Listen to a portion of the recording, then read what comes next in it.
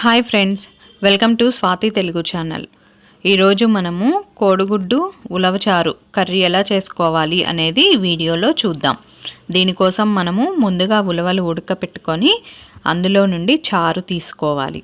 అలా తీసుకున్న చారుని స్టవ్ మీద పెట్టి అందులో కొంచెం కరివేపాకు వేసి కాసుకోవాలి. ముందుగా మనము కోడిగుడ్లు కూడా ఉడకబెట్టుకోవాలి. నేను 4 గుడ్లు తీసుకొని ఉడకబెట్టుకుంటున్నాను. ఇలా స్టవ్ మీద చిన్న ఫ్లేమ్లో పెట్టి చారు కాచుకుంటూ ఉండాలి.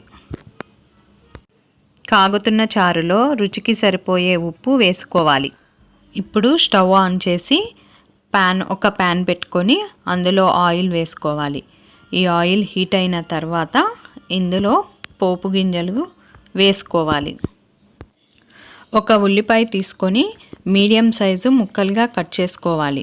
అలాగే 3 పచ్చిమిర్చి తీసుకొని అవి కూడా ముక్కలుగా కట్ చేసుకోవాలి.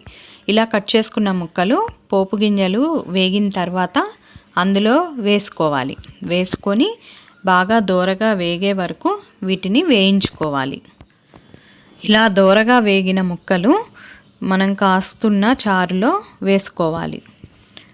ఇలా మొత్తం అన్నీ కూడా వేసుకొని ఈ చారు అనేవి బాగా కలుపుకోవాలి. అదే ప్యాన్లో కొంచెం ఆయిల్ వేసుకొని ఆయిల్ హీట్ అయిన తర్వాత ముందుగానే మనం ఉడకపెట్టుకొని పక్కన పెట్టుకున్న కోడిగుడ్లను అందులో వేసుకొని దోరగా వేయించుకోవాలి. ఈ గుడ్లని 2 వైపులా తిప్పుకుంటూ బాగా వేగే వరకు వేయించుకోవాలి. ఇలా బాగా వేగిన ఈ గుడ్లని ముందుగానే మనము కాసుకున్న చారులో వేసుకోవాలి.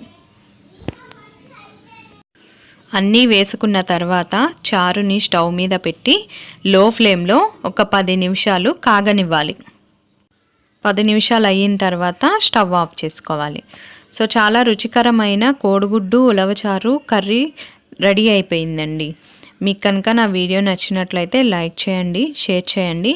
అలాగే మరిన్ని వీడియోస్ కోసం నా ఛానల్ని సబ్స్క్రైబ్ చేసుకోండి. Thank you for watching.